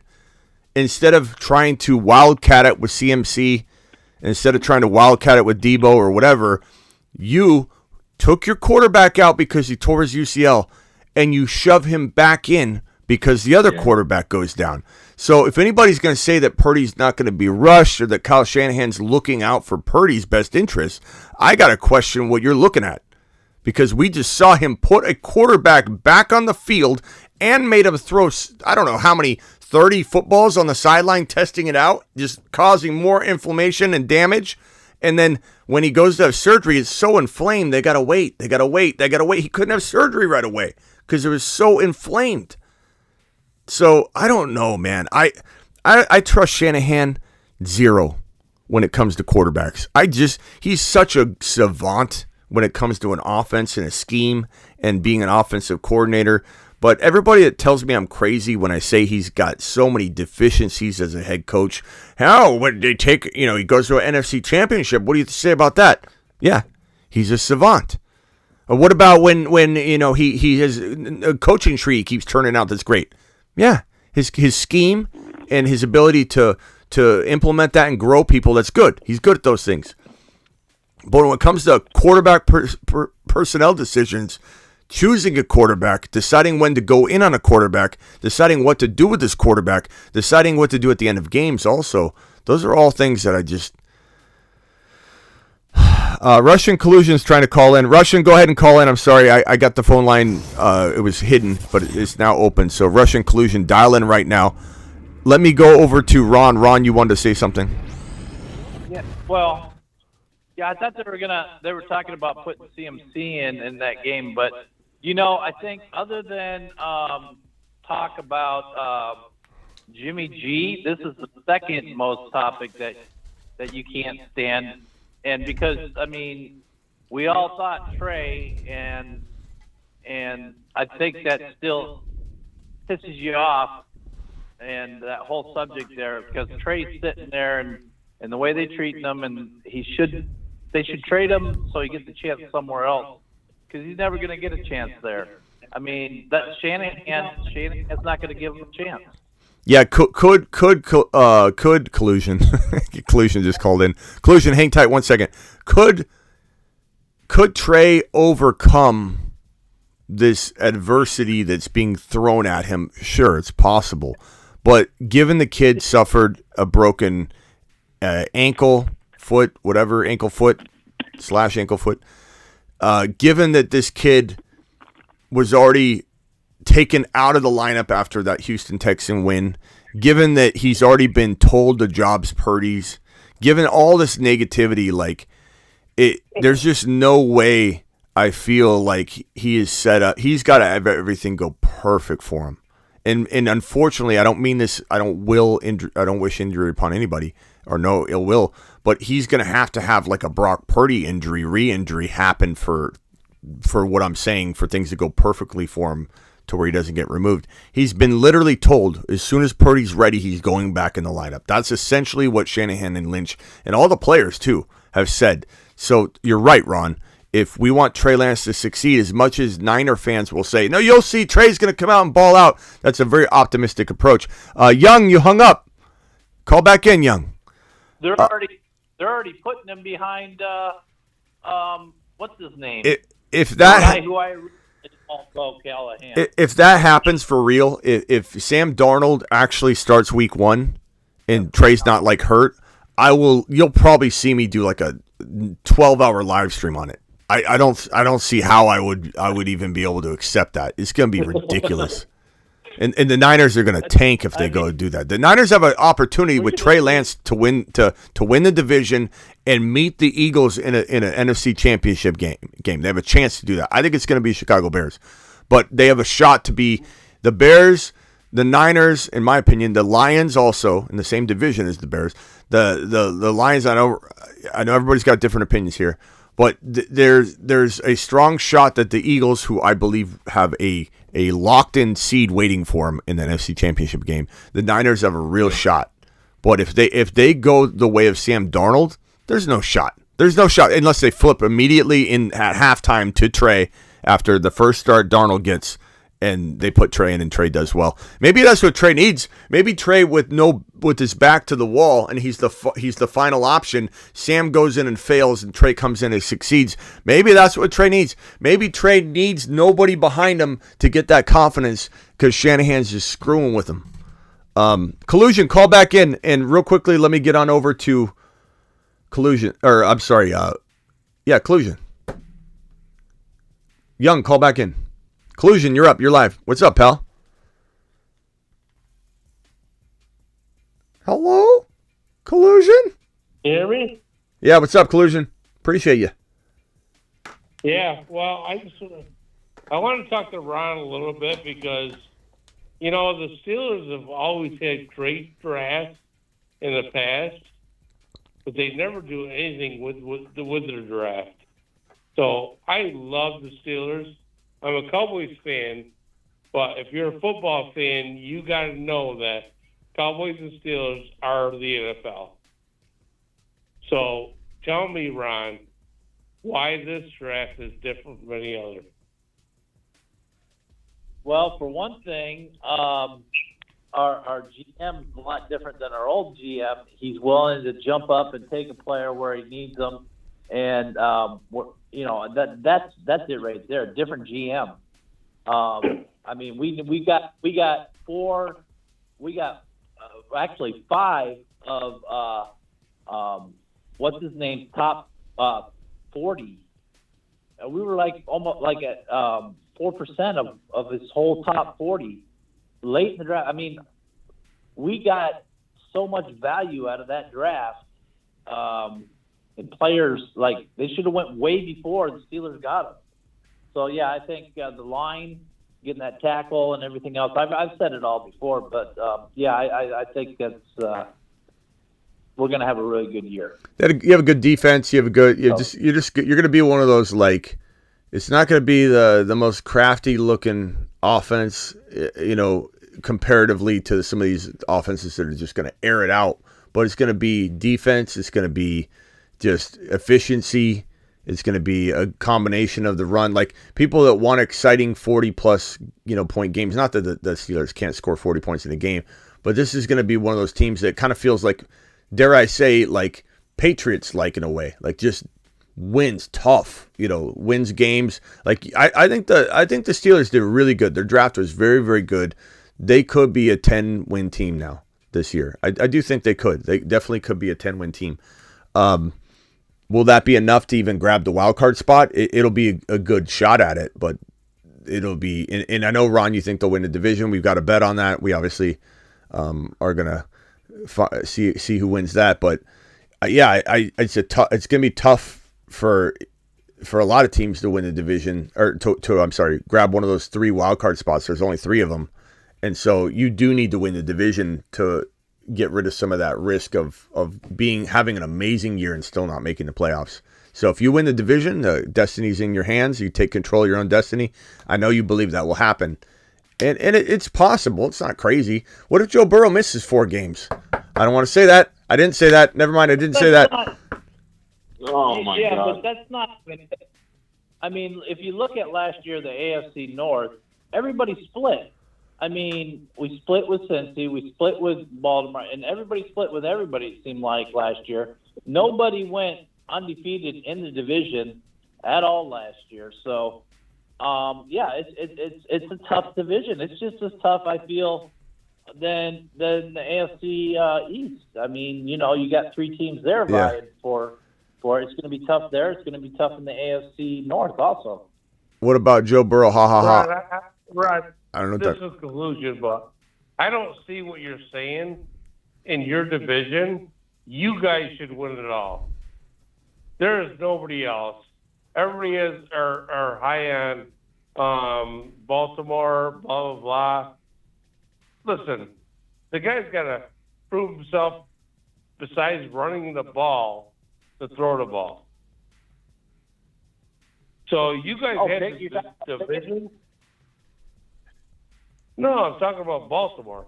You're talking about Jackson, Lamar Jackson. Yeah. He's got to prove himself before he collusion. goes anywhere. Collusion. I don't mean to. You're my boy, Blue. So don't take this the wrong way, but you just leaving out the Bengals? No. Trust me. And Cleveland too. Come on now. Yeah, no, the Bengals are the top team, but you just said the Pittsburgh Steelers are going to win it though, easily or whatever. I'm just curious. Collusion. That's the opinion. Yeah. Well, okay. they should win it. They have a lot of talent on their team. All right. It was just. I love this quarterback there, and they have a lot of talent. I was just checking. You said that is the only I'm choice. I'm not knocking Burrow because he's my guy, but they got a running back issue right now that we don't know where it is. Yeah, well, we do though. Collusion. You're about to hear a lot of talk about him on some upcoming shows, and his name is Chase Brown, and he's got a whole lot of upside, bro. He's got a whole lot of upside. Yeah, hey, let's go. George from the Bay, I'll see you later, pal. See you tonight, okay? I'm gonna drop you guys off one at a time. Jake the Snake, real quickly, 10 seconds, go.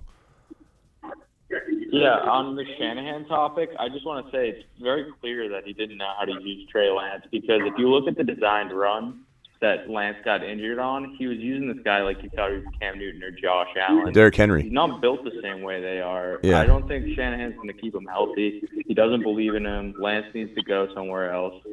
That's really all I have to say. All right, appreciate you. Call in tonight, Jake. Young, what's up, pal? What you got? Yo, Smitty, what's up? How you doing, bro? I'm good, bro.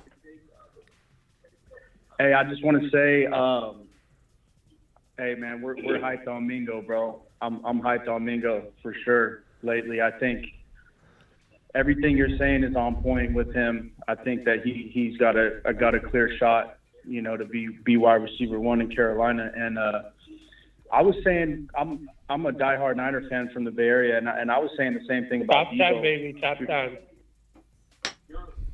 Oh, so Young hasn't talked yet. Let's let him go real quick. Keep going, bro. Hey, no, man, I'm just saying Mingo to the moon, bro. Mingo to the moon. Yeah. And like, you know what? There's got to be – you got to come up with a secret Moon Man list, and he's got to be like some other planet. You know what I mean? Like I got it already planned out. You'll see. It's gonna be. I don't know that Mingo. We'll see if Mingo cracks it, but we've got a whole nother solar system in the development. So. That's great to hear, bro. Yeah. I'm looking forward to that. Like Downs, Mingo. This show, bro. This show is so funny. Chase. I swear. Chase Downs. My job is weird. I got a whole solar system. I got a whole solar system on the way. It's coming.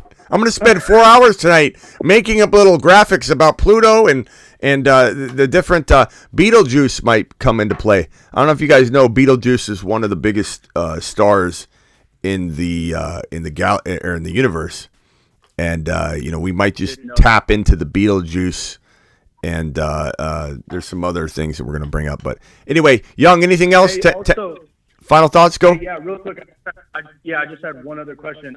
With Jahmyr Gibbs, you're saying that you might be able to take him in the 4th round.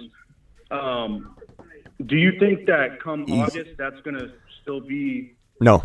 the same kind of situation? Because, August he'll be in the 2nd round. Yeah, that's what I'm saying. Yeah, I think so. Gibbs in the 2nd for sure. He'll be in the 2nd round. Do not take him there, you guys. George from the Bay would. But you got to take advantage of that opportunity. This is these are win a league moments. You're turning win a league moments into, maybe you still win your league, but you're going to crawl to the finish instead of smashing people to pieces. Look at this right here. I don't know if you can see my screen, bro. Jamar Chase, Breece Hall. So your 1st rounder is Jamar Chase. Your 2nd rounder is Breece Hall. Olave still dipping into the 3rd. That's going to go away too. It's starting to. Olave in the 3rd. Gibbs in the 4th. Burrow's falling into the top of 5. Imagine if you could get Chase and Burrow stacked with your 1st and 5th rounder and still get Hall, Olave, and Gibbs in the middle. Just child's play. This is playing 3D chess while somebody actually came to play Chutes and Ladders, and you're about to send him down the ladder. And Mingo was his name-o. Yeah. M-I-N-G-O, and Mingo was his name-o. The change of the guard year, like you always talk about. Yes, sir. All right. You could go receiver. You could start like that because there's a lot of like Kenneth Walkers and even J.K. Dobbins and DeAndre Swift that could take off. So it's just. Yeah, it's going to be a good year, man. I'm excited for it for sure. Yes, sir. Call in tonight, Young. You're welcome here anytime, bro. All right, later, pal. All right, Smitty, what did I say? Wide receiver, running back, right? I mean, that's the key this year. If best player available allows for it, bro. I mean, you got to go with what's given to you. You can't force anything. But if you go Jamar Chase in the context of what you're saying, if we go Jamar Chase and a 2nd round wide receiver like St. Brown, let's say, which sometimes he goes in round 1, and then you blew it up. You just blew it up right there. Yeah, and then right here, sometimes Hall falls here, but let's say you don't go Hall here. Yeah. Let's say you go Fields here, if you want. You could go Fields here. You get Gibbs here, and in the 5th round, Drake London falls, and it's like where's the bank? Where's the bank? I got places to be. I got places to be. Where's the bank? Jamar Chase, St. Brown, Fields, Gibbs, London. I could roll with that. Get Kamara in the next round. Get DeAndre Swift in round 6. Get Kenneth Walker in round 5. Imagine if that happened. You go Gibbs and Walker. You just blew it up right there. Blew it up. Collusion. You just went to the bank. Championship. Collusion. Call in tonight. All right. God. Call in tonight. I gotta. There's a Moon Man dropping tonight. Call in tonight. Later. Wow. Yeah. You just fucking blew it up. I just blew your mind. I blew your mind. All right. Call in tonight, Collusion. Appreciate you. Yeah. Ron, you are the final caller. Ron, hit me with it. 10 seconds. Go. Only 10 seconds? Holy Okay. crap. Ron, you know what, Ron? You super chatted enough today. You have near unlimited time, but remember, I got to get dinner. Yeah, I know, and we've already had enough Steeler talk, more than you desire, but here's my last draft on Underdog.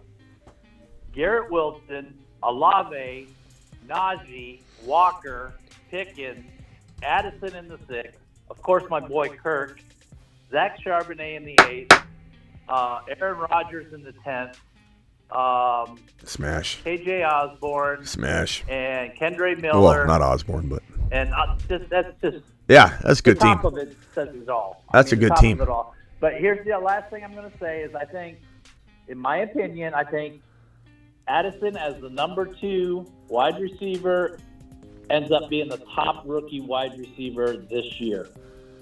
That's my prediction. I totally understand the argument, and I think that 65% or 70% of the human population will agree with you. And that doesn't surprise me. Like when I hear it, like when Scott even said he liked Addison, a lot, it doesn't surprise me. I'm more shocked when I find somebody that thinks like I do.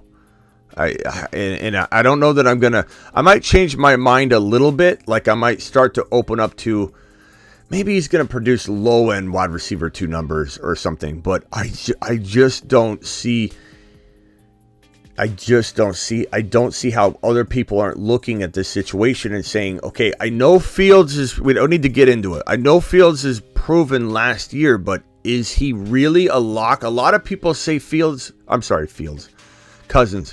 A lot of people say Cousins fell apart at time. Is Cousins on the road? Is he at home? Is it a night game? Like, there's jokes about it all over the place. He looked bad from this point on at the end of the season.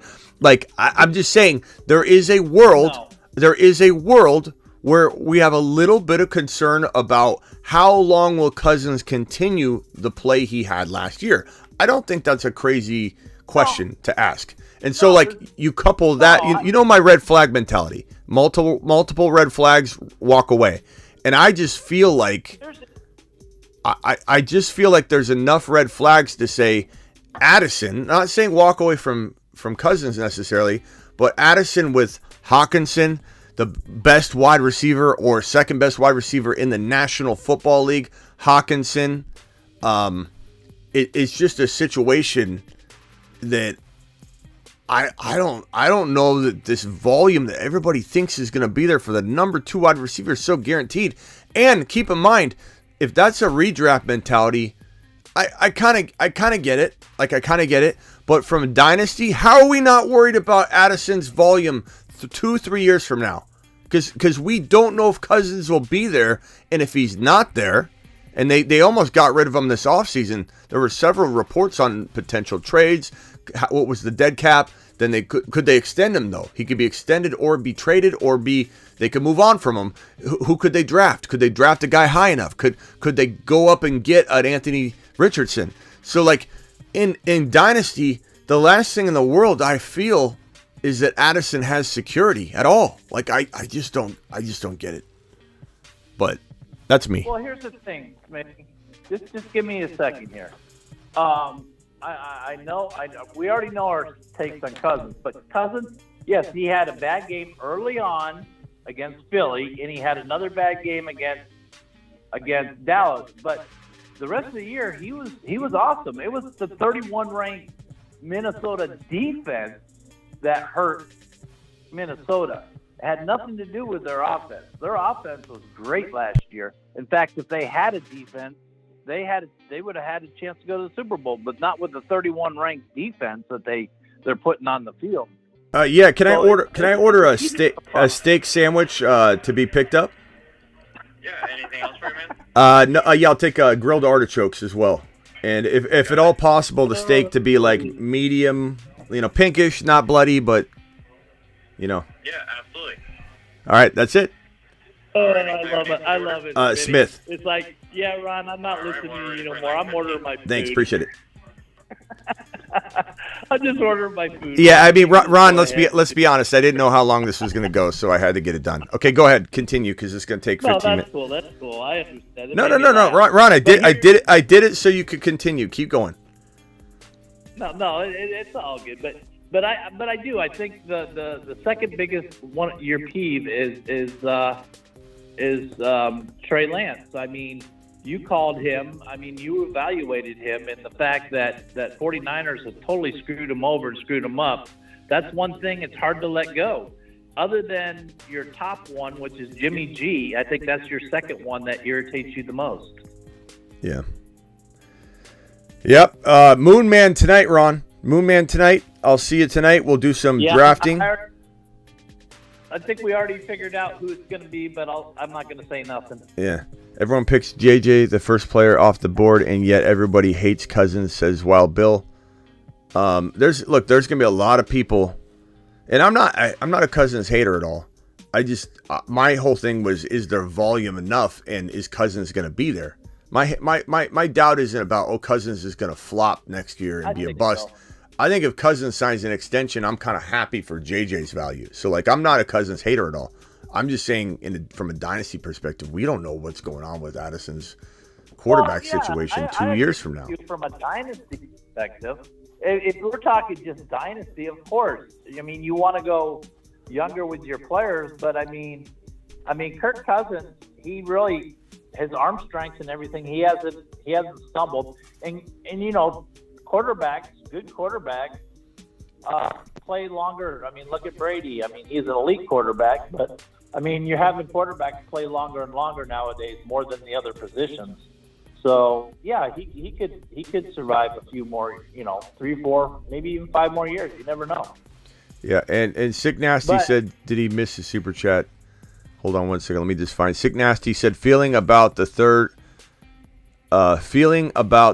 round reversal in Dynasty. I don't like the third round reversal, to be honest. I think it's just everybody's trying to change everything. Maybe that's me getting old. Maybe that's my get off my lawn, Ron. Moment where I'm tired of people changing everything. Why do you got to?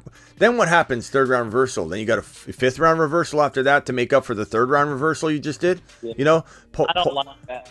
Point per reception, right? You did that for a reason, industry. You did that for a reason because you felt like running backs were overvalued. They were too powerful, and then now running backs start falling off a little bit. There's less workhorses in the NFL, and now everybody's got to make up for that. Instead of taking away PPR, now we add half a point for every 5 carries you get as an RB, and then it's like, okay, now we got to add another 0.5 for tight ends. Now we got to make a super flex on top of that, and it's like, at what point? I hate third round reversal. You get the 1 pick, you got a clear advantage. Guess what? You take it to the bank. Reversing that, I don't like it. I don't like it, Sick Nasty. Well, yeah, and then, it's like that one I took over last year. You know which one I'm talking about. Penalizing everybody else. All the other positions are PPR, except running back. It's -5 points for every catch. What the heck kind of thing was that? It was ridiculous. I mean, make all positions the same and let them. I mean, why? Why are you going to punish running back? Running backs already getting punished enough. Yeah. I guess I timed out in our draft. Sorry, guys. In the slow draft. But I queued somebody. But I meant to get in there and pick them. I'm sorry. Looks like I'm 16 picks away. In that draft, I have in the last slow Garrett Wilson draft that we did, I've got Patrick Mahomes. Let me go to a bigger screen. I got Patrick Mahomes. I got Bijan. I got Jahmyr Gibbs. I got DeAndre Hopkins and George Pickens. Kind of a tough. I like it. It's just wide receivers didn't fall. I think if I was drafting with a bunch of grandmas, I think I easily would have had a London. So my goal with this team would have been Mahomes, Bijan, Gibbs, London, and Hopkins, or London and Pickens, and I think I would have pulled that off. But with you guys, it's just harder to do that. You guys are monsters. Ron, any final thoughts? Ron, I want you to have the floor. You've super chatted enough today to deserve to talk about whatever you want. Then I'm going to go get my food, but I have another 2 or 3 minutes before I got to go. So go ahead. The floor is yours. What else do you want to say, Ron? Anything? Anything. Well, I just love the fact that you brought on the guests. I hope you do more of it. I love it when you bring people on. Even that actor, that you brought on, that was pretty awesome. And I like it when you bring people on like that. And it was just an awesome show, dude. And it wasn't just because of the Steeler remarks. I mean, I liked it from the beginning to the end. So I appreciate that, Ron. The perspective, and the questions that you asked him. I mean, that was so funny when you gave me your take on Bijan, and he said it's like, and you captured that look, like, huh? Here, let me play it real quick. This is my stance, and I think it's pretty bold to most people, if you can even be bold on Bijan. But in fantasy football, he's my number 1 redraft running back. I'm drafting him ahead of CMC. I'm taking him number 3 overall. I'm drafting Jamar Chase or Jefferson, Jamar Chase if I need a wide receiver. You look a little shocked, but that's as bold as I've heard of people who are bullish on Bijan Robinson. That's as bold a take as I have heard. I'm not saying I disagree with it. I'm just like, wow, that's strong. And this other guy on screen here, Jahmyr Gibbs, is yet another rookie that I'm about to probably be overhyping here because okay. If that was your Bijan take, I can't wait to hear your Jameer Gibbs. Yeah. So if anybody missed that interview with I had all these things on the screen. Sorry. If anybody missed that interview, it's about 40 minutes with Scott Hansen from NFL Red Zone. 7 hours of commercial-free football. Begin now. If you don't watch the Red Zone, I don't know what you watch. But, yeah, go check that out. It's a good interview. Ron, appreciate it. Appreciate all the super chats. Anything else, Ron? Final thoughts? I wish I still had the Red Zone with him on it, but because I'm with DirecTV, I got Ears. If nobody knows who Ears is, that's Anthony. You should get YouTube TV. Yeah, I don't know. Well, the thing is I got the ticket and everything for free. DirecTV gives it to me for free, so. Oh, yeah. I mean, one of the two. Yeah, I got you. But I agree with you. I end up watching the Red Zone more than I do the regular games, and the only time I really deviate is like when Pittsburgh's not on TV. I can, watch their game. I heard somebody say that. No, maybe it was the Sunday ticket. Never mind. I was going to say maybe somebody did actually say that the DirecTV got the Red Zone, but maybe they didn't. Never mind. All right, Ron, I'll see you tonight. All right, brother. Later. Talk to you later. Later, chat. Okay, Russian collusion. If you have Instagram, look me up. Same name. Russian and Ron are good people. Russian's calling in one more time. Russian, I gotta go get my food. Russian, but you got 10, 50 seconds. Go. I just want Ron Navy to call me. You want what? All right, Ron Navy to call me. Ron Navy to call. Are those fighting words, or are you trying to befriend him? No, I just want to talk to him. I love Ron Navy. Okay. Well, look him up on Instagram. You can do voice messages with him. Or DM me. I'll get you connected. All right. Hey, Collusion, appreciate you, pal. Appreciate you, Collusion. Later, man. Call him tonight. All right, Collusion, everybody. Garrett says I missed the super chats. Garrett, I read these off. It's like 6 or 7 out of 10 team low key. Garrett says the draft start is 6 out of 10. Draft start is 6 out of 10. What does that mean, Garrett? What does that mean? I don't even know what that means. I think I read it and I didn't know what it meant. So you said I missed your super chats. I'm reading it, Garrett, but what's it mean? I don't know what this means. It's like 6 or 7 out of 10 team low key. Njoku, best value, tight end, and best ball. I got that one. I addressed that one in tremendous detail. These two, I don't know what they are. That draft start is 6 out of 10, Smitty. Come on. It's 6 or 7 out of 10 low key. What's this mean? I don't know what we're talking about, Garrett. I got to go pick up my food. Chop, chop. What do you want? What do you need? I'm here to assist you. I work for you, Garrett, but I need answers. What are we doing here? Maybe you asked a question somewhere else. I don't know, Garrett. I don't see anything. I'm looking for it. I have no idea what we're looking for here. You said to rate your first picks in the best ball. Oh. Okay, I don't know. 6 or 7 out of 10. Oh, the team I showed you here. The slow draft. This one. Yeah, I don't love the wide receivers. I'm not trying. I want you guys to win this league. If I win it, I'm going to give the jersey to second place, obviously. But I've timed out. I'm a little casual with those. I should try harder on it. I'm sorry. We'll be mock drafting tonight, and I'm going to try and do maybe one thing at a time or potentially 2 things, but have them both on the screen at the same time. That way it's not as confusing. I'm not switching back and forth. They'll all be on one screen. I'll see you all tonight. We will be announcing a Moon Man at the beginning of tonight's show. I will see you all later. People are getting burrowed left and right, and people are going to remember it. Get burrowed. Thank you for the super chats, Garrett. Sorry I didn't understand what you were saying. Sometimes by the time I see something, it's so far past the conversation, I don't know what we're talking about. Ben Johnson just said they want to use Gibbs as a slot wide receiver. Of course they do.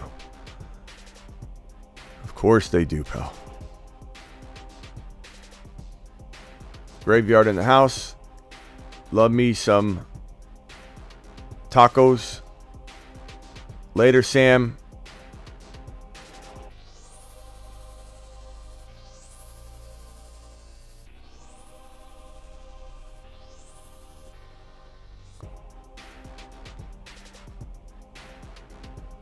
All right, going to get my food. See you all later.